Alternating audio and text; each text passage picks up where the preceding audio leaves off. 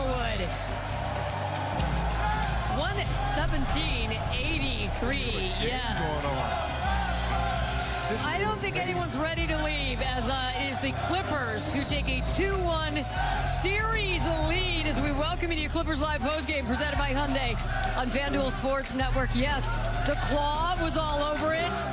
Norman Powell reinvigorated and hooked it up with his old pal Ivica Zubac. And how about James Harden, who really opened up the scoring early in this one? 13 first quarter points. Yeah, James.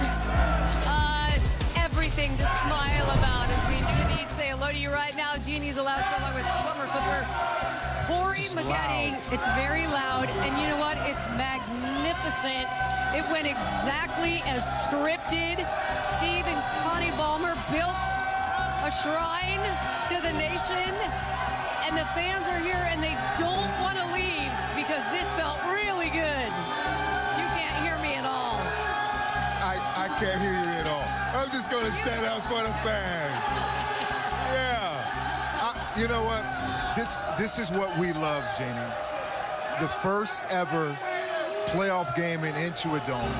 We have the fans. They were absolutely sensational. Oh, my goodness. Yeah. But it goes to the players and what they did on the floor. The continuity, the great chemistry, the flow, everything worked the right way. And early on in the game, it seemed like Denver had a little bit of an edge. Eric Gordon was hot early. Mojo, Eric, yes, he was. But they continued to weather the storm. And again, from James Harden, one of the 75 greatest players of all time, Kawhi Leonard, one of those guys as well, they stepped in and did their job collectively as a unit. And we're just so very happy to be a part of it. There is so much to unpack here because everybody had something to do on both sides of the ball.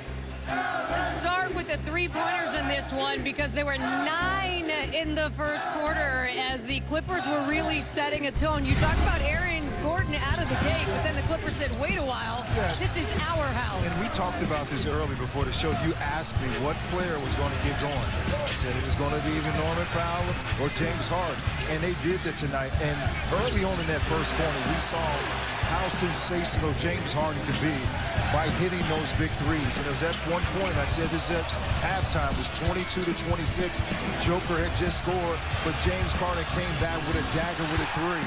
And then he hit another dagger. And then he hit another dagger. And it was a trickle-down effect for this entire team, the way they shot the three ball tonight. All right, so we talked about the offense. We got to focus on the defense because that is the bread and butter of this Clippers team, the identity from Jump Street, and it was present here tonight, Corey. Well, first of all, I salute Coach Ty Lue, and I can salute Coach Jeff Van Gundy from the defensive side.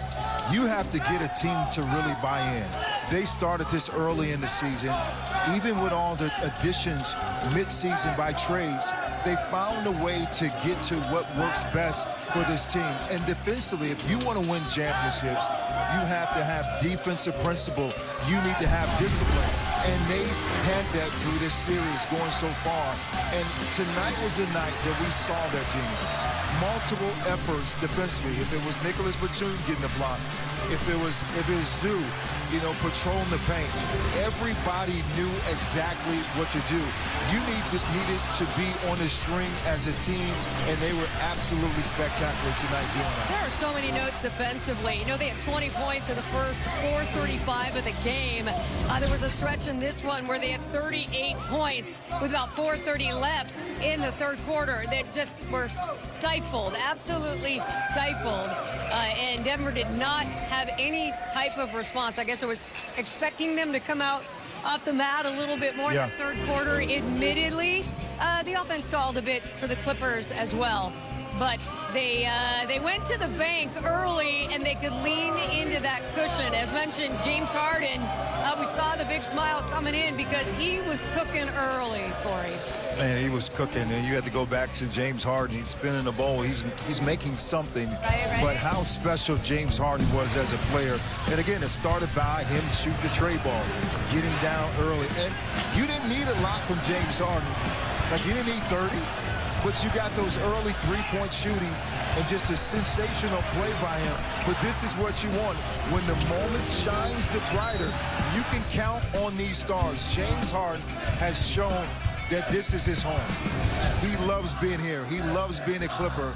And to do this on that first, again, the first ever playoff game into it, he was definitely into it. 6 of 14 from the field, 3 of 8 from 3, and I love the lineup change there as well. We talked about it at half, where Kawhi and Big Zoo take a seat, and it is James Harden and Norman Powell that got things going. We will talk about Norm, no doubt, because he was very comfortable in the home dome confines. But let's take a look at the Western Conference playoff picture right now.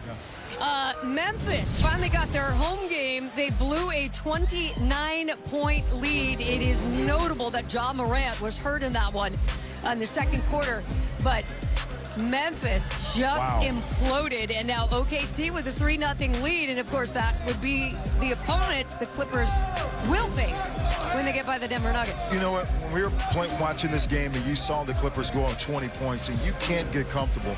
You look at what happened against the Memphis Grizzlies, against OKC, the #1 team in the Western Conference. You have to keep your foot on the gas, and they weren't able to do that. But what I would say is, for the Clippers, they continue to put their foot on the gas, and it wasn't just their offense, like we just spoke about. Defensively, they kept battling. They didn't allow Denver to get comfortable. And when I look at this entire game, it's almost even from a coaching standpoint. Ty Lue exploited a lot of that from a coaching standpoint. And there again, they have a new coach coming in. They're still trying to find the system. And after that second, they're going into the third quarter, you can tell that they started to fade away in this game. Yeah, listen, this is far from over. That is a high-caliber team over there. But especially when you have Joker over there. At some point, when we are looking for where is the edge, I think we can look at the Clippers bench, where we see JVG and Ty Lue. Ty Lue, by the way, has made his way to the media center after a very nice win for his team. You talked about wanting to play better. Was this an example of that? And what was behind you guys playing at a higher level tonight? Yes, this is what I was talking about. Like I said, our fans was unbelievable tonight. And just be able to come home, play our first playoff game in Intuit Dome, it was very exciting. And our fans came out. They showed up and showed out. And like I said, guys played better, played well. Norm was huge for us tonight. You know, scoring the basketball, but also making the right play in the pick and roll versus the blitzes. And, you know, we got to build off of it. Like I said, it's only 2 games. But today, I liked our approach. I like what we did defensively. And, you know, it's still going to be a tough series. You know, it ain't over because we, you know, had a blowout. It's only 1 game. You know, so we got to be ready to come and validate that on Saturday. Ty, what is it about Nico that you can just throw him into a playoff series no matter what and he'll deliver every time? Because he's been... Hold on.